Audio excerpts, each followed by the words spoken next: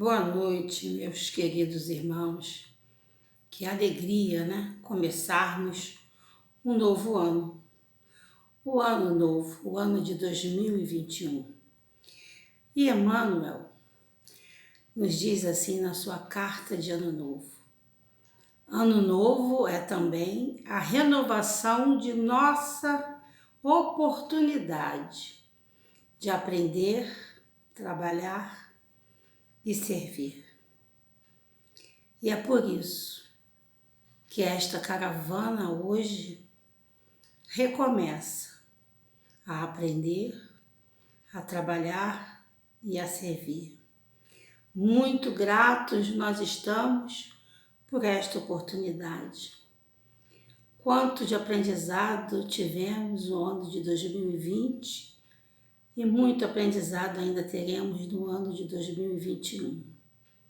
E começaremos com chave de ouro, com a nossa querida Noite de Conselheiro, noite em que rendemos homenagem e gratidão ao nosso mentor conselheiro, aquele irmão maior que nos amparou, que conhece o coração de cada um de nós, que conhece todas as nossas possibilidades, todas as nossas dificuldades, e por isso nos dá mais um ano de oportunidade de aprender, trabalhar e servir. Sejam todos muito bem-vindos ao trabalho, ao aprendizado e ao serviço. Deus, nosso Pai, de amor, de misericórdia, de paciência, de luz, de bondade infinita, no seu amor incansável por todos nós. Jesus, nosso Mestre, nosso guia, aquele que nos deu o exemplo. Maria Santíssima, nossa Mãe acolhedora e querida, aqui estamos nós, mais uma vez reunidos, dispostos a continuar aprendendo a amar, perdoar, aprendendo a ter tolerância, aprendendo a ter empatia. Assim nós agradecemos, somos muito agradecidos pelo ano que passou. Somos muito agradecidos por tudo que recebemos, pelo aprendizado que nos foi oferecido, por tudo que nós sabemos que tem uma razão para que nós possamos crescer, olhar para dentro de nós, fazer aquele autoconhecimento, a fim de que assim, sabendo das nossas imperfeições, possamos aprender cada vez mais, crescer e juntar-nos aos nossos irmãos, amar os nossos irmãos, aqueles que convivem conosco, aqueles que passam por nós, aqueles que nós encontramos pelas jornadas afins, aqueles que não pensam como nós, mas nós temos que amar. E assim nós agradecemos por tudo. E nessa noite de mais uma reunião, nessa noite em que começamos o trabalho desse ano que se inicia, e prometemos estudar com afinco, fazer a nossa transformação moral e espiritual, o nosso crescimento, ajudando no crescimento do nosso semelhante. Também te pedimos, Pai, que possa a tua misericórdia alcançar a todos os enfermos do corpo, da alma e da emoção. Que todos que se encontrem em ambientes internados, que possam ser nos hospitais, nos asilos, recebam a tua misericórdia, teu amor infinito. Aqueles outros irmãos em qualquer canto do mundo, em qualquer lugar do planeta, que possam também compreender que nós estamos atravessando um momento para crescermos, para compreendermos o valor da vida, o valor do estudo do Evangelho, o valor do culto no lar, o valor das palestras que ouvimos, a importância que cada um irmão tem na nossa vida para aprendermos com cada um a sermos mais humanos, mais solidários, mais amorosos, e que aprendamos também a perdoar não 7 vezes, mas 70 vezes 7, como Jesus nos ensinou. E assim, nesta noite em que vamos ter uma palestra da Noite do Conselheiro, que sejam abençoadas as palavras que chegarão até nós e que nós possamos, agradecidos ainda, dizermos graças a Deus, visitando a casa de cada ser, de cada criatura, em nome de Deus, deixando as vibrações de paz e de luz. Que assim seja, que assim seja.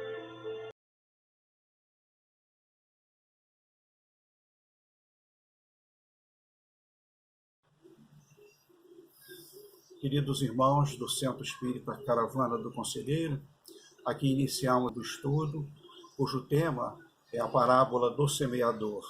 Agradecemos aos queridos irmãos, desde já a bênção da oportunidade da tarefa, e vamos aqui procurar transmitir de forma sucinta alguns comentários em torno desta parábola, que traz para nós esclarecimentos e, sobretudo, de acordo com a nossa percepção, incentivo à nossa busca da nossa transformação moral, de nos tornarmos cada dia instrumentos mais úteis nas mãos de Deus, nosso Pai.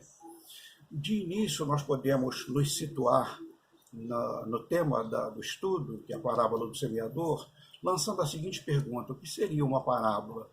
E os estudiosos dizem, os dicionários também dizem, que a parábola é uma narrativa com uma linguagem alegórica, e que no nosso caso aqui, se tratando de uma parábola proferida por Jesus, com o objetivo de transmitir um ensinamento de cunho ético-moral. Muito bem. Além disso, eu considero curioso, porque já me recordo assim, já faz tanto tempo, de ter ouvido de um irmão muito estudioso da doutrina e profundo conhecedor do cristianismo histórico, que é o nosso saudoso coronel Rui Kremer, presidente da Cruzada dos Militares Espíritas, quando ele, fazendo uma alusão à palavra parábola, no sentido em que ela é usada, por exemplo, na matemática, né? Porque é aquela curva, né? Aquele traçado daquela curva. E ele falava no ato de lançar. Quer dizer, Jesus, quando proferiu a parábola, ele lançou uma palavra, mas quantas pessoas, entre aquelas que ali estavam ouvindo, tiveram a capacidade de compreender a mensagem que ele estava veiculando? Então, a parábola também tem esse objetivo, ela vai contornar obstáculos, né? A gente pode até lembrar também do curso de um rio. A água, quando ela encontra um obstáculo, ela contorna, né? Então, a parábola também tem esse objetivo, no sentido, vamos dizer assim, semântico, né? Contornar o obstáculo que vem a ser a dificuldade de entendimento por parte de algumas pessoas que lá estavam para ouvir a palavra de Jesus. E, curiosamente, os apóstolos perguntam a Jesus: por que o Senhor fala a eles por parábolas? E Jesus responde dizendo que a vós é dado conhecer os mistérios do reino dos céus, mas a eles isto não lhes é dado. Não é? Interessante isso, né? Por quê? Nós podemos aí já extrair uma ilação muito interessante sobre esse aspecto. Porque no caso da parábola do semeador, que aparece no Evangelho de Mateus, de Marcos e de Lucas, no Evangelho de Marcos, que não aparece no Evangelho de Mateus, ele diz que os apóstolos pediram a Jesus que explicasse a parábola. Ora, aparentemente uma contradição, né? Porque Jesus teria dito: a vós é dado conhecer os mistérios dos reinos dos céus. E aí, nesse momento, Jesus diz a eles: como entendereis as parábolas? Não é? Como diz assim: como vocês, que são os escolhidos, que eu os escolhi para compor meu colégio apostólico, vocês não estão em condições de compreender as parábolas? Porque as parábolas tinham essa característica, né? Quem sabe até nós aqui poderíamos arriscar dizendo que uma pessoa letrada, uma pessoa, de repente, com uma formação superior, pode ter dificuldade de interpretar uma parábola, e às vezes uma pessoa de menor grau de instrução leia a parábola e consiga captar, assim, de imediato, a mensagem de Jesus. Muito interessante isso. E, baseado no texto dessa palavra, nós poderíamos lançar uma outra pergunta. Quem é este semeador a que Jesus faz alusão na parábola? Não é? Nós podemos imaginar a própria figura do mestre, nós podemos também ampliar esse entendimento, porque o semeador viria a ser um profeta, um ministro de um culto religioso, ou qualquer pessoa que se propusesse a ser o propagador de uma palavra. Aí vai uma diferençazinha sutil entre o que seja um discípulo e entre o que seja um apóstolo, porque o discípulo é aquele que se propõe a seguir os ensinamentos. Ele assume, diante da própria consciência, o compromisso de ser um discípulo. Não é? Mas o apóstolo vai além. O apóstolo ele vai ser um propagador. E no caso dos 12 que compunham o Colégio Apostólico, segundo informações, inclusive temos uma das obras de Amélia Rodrigues, psicografada por Divaldo Franco, ela vai relatar como desencarnou cada um deles. Por exemplo, Tomé foi desencarnar na Índia, alcançado por lanças, né? E todos os 11 dos 12 que compunham o Colégio Apostólico tiveram essa desencarnação violenta. A única exceção, segundo as informações que nós dispomos, via doutrina espírita, foi João Evangelista. Muito bem. O semeador, então, é também toda pessoa que se proponha a levar uma palavra. Mas poderíamos, por extensão, para a gente aproveitar o máximo possível nesses em torno de 30 minutos que nós temos, o conteúdo dessa parábola, é toda pessoa que, na emissão dos seus pensamentos, com as suas palavras, com os seus gestos, ele procura ser um instrumento do bem. Porque da forma como eu penso, da forma como eu falo, da forma como eu ajo, eu estou semeando em torno da minha pessoa um ambiente, uma psicosfera, né? Uma atmosfera psíquica, são esses termos que aparecem aí na literatura. Então, para nós, é a responsabilidade de atuar pelos pensamentos, pelos atos, pelas palavras, assim nós estaremos semeando. Agora, o que nós semeamos vai ser lançado em terrenos diferentes, não é isso? Nós, inclusive, observamos no texto da parábola que o semeador ele não fez distinção. A gente podemos até dizer, ele não discriminou ninguém, ele saiu a semear. Não é? E a semente, então, parte da semente caiu ao longo do caminho. E o texto diz que veio o maligno e arrebata o que foi semeado no coração. Aí nós perguntamos, quem é esse maligno? Nós sabemos, não é, por conta da racionalidade que é para nós a doutrina, o conteúdo da doutrina espírita, que não existe a figura mitológica, demônio, Satanás, diabo, que é uma figura alegórica representando o mal, não é? Aquele aspecto negativo que pode existir em cada um de nós, pois que somos nós espíritos a caminho da perfeição, não é? Exercendo aí a nossa liberdade de ação, livre-arbítrio, e construindo o nosso futuro, até alcançarmos essa dita perfeição, alguns dizem perfeição relativa ou perfeição moral. Então, esse maligno são essas influências das nossas inferioridades. Vamos, de preferência, assumir essa responsabilidade do que colocar também a responsabilidade na figura de um obsessor que pode existir. Sim, Emmanuel diz, numa obra intitulada Leis de Amor, que nós, em grande maioria, carregamos desafetos do passado. Quando estudamos o tema inimigos, normalmente propomos às pessoas que, pelo que nós conhecemos de nós, das pessoas com as quais convivemos, poucos de nós podemos afirmar, graças a Deus, que tem um inimigo, uma pessoa que quer, deliberadamente, ela quer fazer o mal à nossa pessoa. Mas, em se tratando dos desencarnados, em virtude da grande probabilidade da nossa conduta ser menos acertada do que é hoje, não é? Nós carreamos, segundo Emmanuel, esses desafetos e podem tentar interferir de forma negativa na nossa vida. Então, esse inimigo, esse maligno, esse opositor, esse tentador, são várias palavras, ele pode nos induzir a ser refratários ao exame da verdade. Verdade de acordo com a clareza dos fatos, né? De acordo com a racionalidade, de acordo com a justiça de Deus. Não é? Então, pode ser que, nesse caso, representando essas sementes que caíram ao longo do caminho, pode ser também aquelas pessoas que recusam o conhecimento, recusam o exame da verdade. Esse foi o primeiro terreno. O segundo grupo foi a semente lançada em pedregais. É aquele que recebe a palavra com alegria, mas não tem raiz em si mesmo. O que significaria isso? É aquela pessoa que ainda não despertou em si, porque esse despertar depende da nossa atividade, da nossa atitude.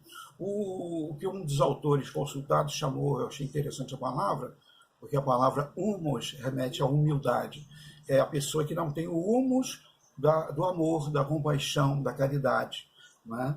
Ela precisaria ter esse quantum de sensibilidade para poder se apropriar, não é, dessa mensagem, fazendo dela um roteiro para a sua vida.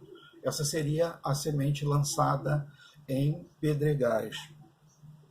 Existe um terceiro grupo, que é o da semente lançada entre espinheiros. Essa semente lançada entre espinheiros, Jesus explica aos apóstolos, que significa aquelas pessoas que os cuidados do mundo, a fascinação pelas riquezas, as impede de assumir compromisso com a lei divina, a lei natural. Nós temos, em todos os países, praticamente tem, os diplomas legais, né, os ordenamentos jurídicos. E nós, como cidadãos, obedecemos, até porque Jesus assim propôs, quando lhe perguntaram se era lícito pagar o tributo a César.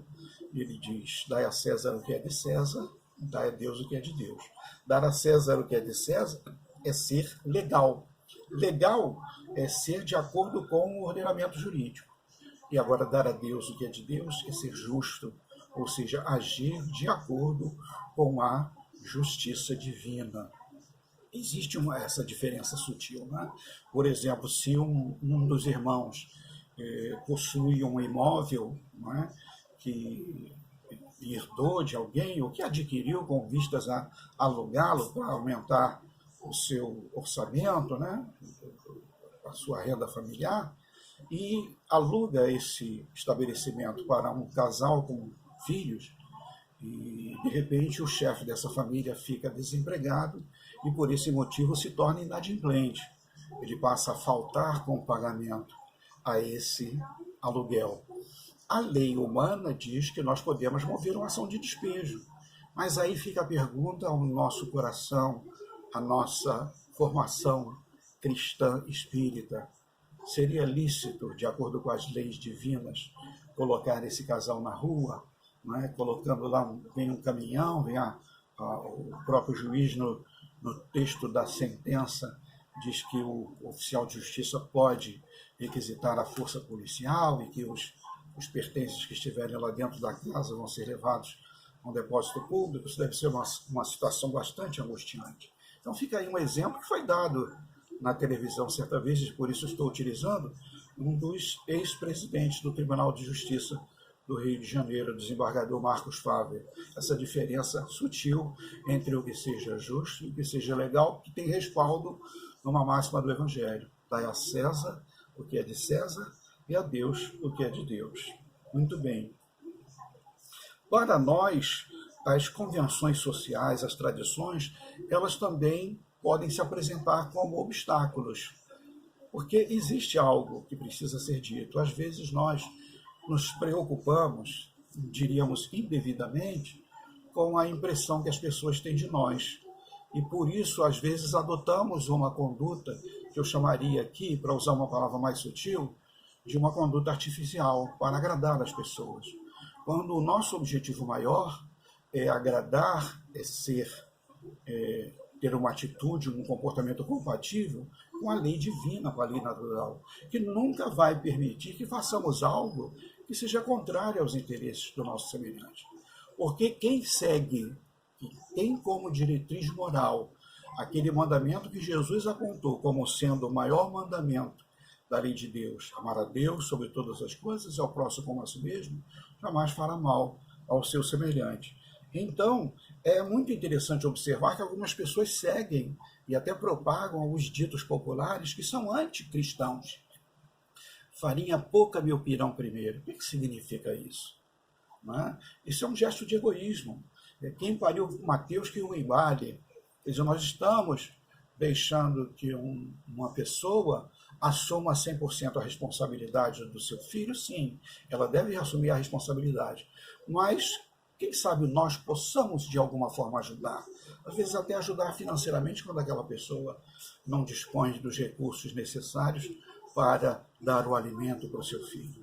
Então, prestemos atenção a essas posturas que não são compatíveis com a doutrina cristã espírita.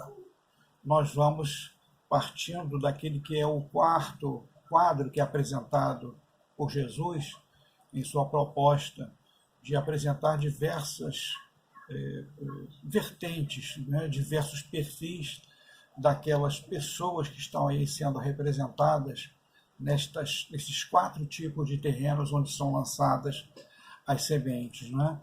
Nós já sabemos que essa semeadura pode ser comparada a toda a atitude do ser humano, sejam as emissões dos nossos pensamentos, sejam as nossas palavras, sejam os nossos atos, que são, na realidade, sementes que vamos lançando ao longo do caminho, porque assim, ao emitirmos os nossos pensamentos, proferirmos as nossas palavras e expressarmos os nossos atos, nós estamos lançando sementes ao longo do ambiente onde nós estivermos, o que é para nós uma responsabilidade muito grande. Todos nós temos anseio de um dia ver estabelecido na Terra esse mundo de regeneração. Todos nós tanto desejamos, mas é bem verdade que ele depende de cada um de nós, né? Da tarefa de cada um de nós. No último quadro apresentado por Jesus, ele compara a semente lançada em boa terra, e ele define que como sendo aquele que ouve a palavra, e vamos dizer que se esforça para incorporar a sua conduta. Não é? Nós temos uma frase que, em maioria das traduções do Evangelho segundo o Espiritismo, ela vem grifada, onde diz que conhece seu verdadeiro espírito pela sua transformação moral e pelo esforço em domar as suas inclinações mais. Então, tudo depende desse esforço. Mas esse quadro da semente lançada em boa terra, ele é muito interessante, porque ele diz que nesse momento em que essa semente, essa palavra, essa atitude é lançada na boa terra, ela terá uma produção de 100 por 1, 60 por 1 ou até 30 por 1. Muito, eu diria que é muito incentivador essa palavra, no sentido de não nos permitir alimentar qualquer tipo de ideia depreciativa, porque mesmo naquela pessoa que tem a sua propensão para o bem, o que é muito louvável, e nós sabemos que em todos os seres humanos existe aquele germe da divindade que vai ser trabalhado ao longo de múltiplas existências, até que ele se exteriorize de forma tão plena, de tal modo que possamos dizer, como Jesus certa vez afirmou, eu e o Pai somos um, ou seja, de estarmos numa condição de perfeita sintonia com a pessoa do Supremo Criador. Mas essa semente que produziu 100 por 1, 60 por 1 ou 30 por 1, nos dá a ideia exatamente de que cada pessoa, mesmo tendo a sua propensão para o bem, ela vai ter uma produção limitada, condicionada ao seu momento evolutivo. Nós observamos, e é muito interessante essa comparação, porque na história dos grandes luminares que passaram pela história do planeta, nós vamos aqui nos limitar a 2 grandes exemplos que logicamente falam muito ao nosso coração, como os cristãos espíritas. A própria pessoa do nosso governador, mentor espiritual, Jesus Cristo, que pelo que se coloca nos evangelhos, do que se apreende dos estudiosos do assunto, a sua vida pública teria durado em torno de 3 anos. Ou seja, tudo o que ele realizou efetivamente visando a transformação da humanidade, já que o cristianismo se expandiu por vários rincões desse planeta, isso tudo foi realizado em 3 anos. E o nosso codificador, Allan Kardec, Hippolyte Léon Denis Rivail, que em 15 anos, não é? Ele, partindo dos primeiros contatos com as mesas girantes, até a sua desencarnação, 1854, 1869, em 15 anos, ele deixou pronta a codificação da doutrina espírita, lembrando, como ele mesmo se pronunciou, que a ele coube a distribuição das matérias e as notas explicativas. Isso nos leva a concluir que tudo que está escrito na codificação, além das notas explicativas, produto do ensino dos espíritos superiores, com base no critério que consideramos o mais, vamos dizer, acertado, e que Allan Kardec chamou de controle universal do ensino dos espíritos. Nós temos, então, a certeza, vamos dizer assim, da racionalidade, do cunho de veracidade, né? Partindo do princípio de que, como está dito por Allan Kardec na introdução do Evangelho segundo o Espiritismo, ele teve a oportunidade de comunicar-se com perto de 1000 centros espíritas sérios, não é? Para dar consistência, racionalidade, credibilidade a tudo aquilo que está dito nas obras fundamentais. Muito bem. Então, é interessante observar isso, não é? Não fiquemos desestimulados se percebermos que, de acordo com as nossas possibilidades atuais, talvez estejamos realizando o que aos nossos olhos ainda seja pouco, mas o grande valor, o que agrega valor à tarefa no bem, é principalmente o sentimento com que ela é realizada. Lembremos de um dos textos mais belos, né? Dos textos bíblicos, que é aquele capítulo 13 da primeira epístola aos Coríntios, onde o apóstolo Paulo diz, entre outras coisas, ainda que eu falasse a língua dos homens e dos anjos, mas não tivesse amor, outros textos dizem, não tivesse caridade, eu nada seria. Ou seja, a excelência da caridade, no sentido de que o sentimento com que nós praticamos essa caridade é que vai dar o seu sabor, o seu valor, o seu significado. Nós podemos, queridos irmãos, concluindo o nosso estudo, nós podemos observar que as diferenças que Jesus encontrou à sua época eram tão grandes quanto aquelas que nós ainda percebemos hoje. Nós nos referimos à condição dos seres humanos que habitam o planeta Terra. Nós até consideramos que a grande maioria talvez se encontre em uma faixa muito próxima. Eu diria que as nossas diferenças, a grande massa humana, não são diferenças significativas, mas encontramos entre essas pessoas algumas que se destacam por conta de estarem vivendo o que nós consideramos como nosso momento evolutivo, um momento mais avançado na sua trajetória da evolução. Por isso temos exemplos aí na nossa história de verdadeiros baluartes da caridade, pessoas que se destacaram no serviço, na devoção ao próprio semelhante. Assim, Jesus encontrou algumas pessoas com essas diferenças que nós podemos observar no Evangelho. Comparemos, por exemplo, a atitude de Nicodemos com a atitude de Zaqueu. Nicodemos, segundo Joana de Ângeles, era um homem fátuo, ou seja, um homem presunçoso, e por isso procurou Jesus na calada da noite, para não ser visto pelos seus concidadãos, ele que era doutor da lei, ele que era uma autoridade à época. Já Zaqueu, sendo também um chefe de coletor de impostos, teve a humildade, a simplicidade de subir num sicômoro, que era uma árvore com raízes aéreas, que facilitou essa escalada, vamos dizer assim, de um homem de baixa estatura, como é dito no próprio texto, e para ver Jesus, e Jesus o chama dizendo que irá se hospedar na sua casa, o que causou, inclusive, algum incômodo por parte de algumas pessoas preconceituosas. Mas nós encontramos na literatura espírita informações de que Zaqueu era um homem bom, ele era um homem, inclusive, incentivador do empreendedorismo, ou seja, uma pessoa que ajudava pessoas a estabelecerem o seu negócio, o seu conquistar o seu posto de trabalho. E ele se achava muito magoado, inclusive, por sofrer por parte de grande número de pessoas essa atitude preconceituosa pelo fato dele ser um chefe de coletor de impostos. Assim, meus irmãos, nós observamos que, à medida em que o cristianismo se expandiu pelo mundo, essa semente que foi lançada nos mais diversos terrenos, mais diversos tipos de terra, ela teve aceitações, ela vem sendo utilizada de forma diferente.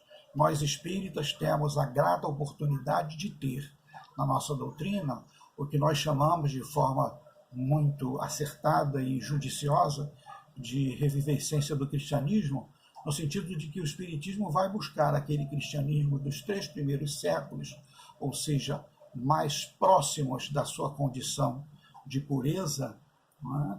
e tenta restabelecer esses valores, não é?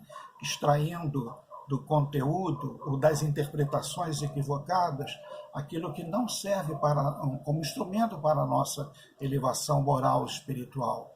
Assim, nós encontramos na introdução do Evangelho segundo o Espiritismo, Allan Kardec explicando que ele extraiu do Evangelho o seu conteúdo moral, não é? Porque é a parte mais importante, que toca mais a questão do nosso compromisso maior com a pessoa do nosso Supremo Criador, da inteligência suprema do universo, que é a nossa evolução. Assim, nós temos certeza, ainda que isso vá demorar um longo intervalo de tempo, nos próximos séculos, talvez, de ver as demais escolas religiosas absorvendo aquilo que o Espiritismo tem para oferecer. Não é? Como se diz que o Espiritismo não será a religião do futuro, mas o futuro das religiões. Hoje nós já encontramos alguns casos pontuais, não é? Sacerdotes interessados por transcomunicação, encontramos pastores evangélicos afirmando que a Bíblia é um livro mediúnico, como foi o saudoso pastor Neemias Marin, que demonstrava uma maturidade muito grande com relação a isso. Assim nós vamos encontrar ao longo do caminho aquelas almas mais sensíveis que irão se adaptar à realidade, à verdade, por estar expressando o que nós podemos observar na natureza. E a escola que se compromete com essa postura que nós consideramos a mais acertada é a nossa doutrina espírita. Queridos irmãos, que as bênçãos de Deus, nosso Pai, envolvam o nosso coração e nosso pensamento. Eu sinceramente peço muitas desculpas pela minha deficiência com relação à utilização dessas ferramentas tão úteis, né? Nós estamos crescendo muito com relação a isso. Nós temos observado, inclusive, que casas espíritas, que às vezes têm uma frequência de 50 pessoas, estão tendo nas suas exposições doutrinárias online, às vezes 70 ou mais. Isso implica em dizer que aquela pessoa que, por dificuldade de locomoção, por uma idade avançada, que não tinha condição de ir ao centro espírita, está acompanhando as palestras das suas casas. Eu peço mais uma vez, reitero o meu perdão pelas deficiências, mas tentei fazer o que estava ao meu alcance de todo o meu coração. Deus, Pai de misericórdia, Jesus, nosso Mestre, mentores da Casa do Conselheiro, espiritualidade amiga, aqui estamos mais uma vez para agradecer. Muito obrigada por conduzirem essa caravana. Obrigada pela oportunidade de iniciarmos mais um ano de estudo. Obrigada por essa reflexão tão profunda e pertinente que o nosso irmão Lamartine nos trouxe sobre a parábola do bom semeador. Colocamos mais uma vez as nossas vidas em Tuas mãos, ó Pai, para que possamos semear sem discriminação, deixando a cada um a resposta que lhes cabe. Que sejamos também terra fértil, onde a Tua palavra, a Tua proposta de vida, encontre em nossos corações o humus que alimenta, que aduba, que faz crescer. Olhai, queridos mentores, por esta caravana de amor. Dai-nos força para resistir às dificuldades. Dai-nos paciência para vencer este momento de isolamento social, de convívio à distância. Olhai por todos que estão nos leitos dos hospitais, pelos desempregados, pelos desamparados, pelos que desencarnaram desesperados, especialmente lembrando aqui os suicidas. Olhai por todos os que pediram a nossa oração, a oração desta caravana. Enfim, olhai por cada filho teu, ó Pai, e conceda a cada um aquilo que mais necessitam neste momento. E assim, agradecidos, encerramos esta noite de conselheiro, dando juntos o nosso. Graças a Deus.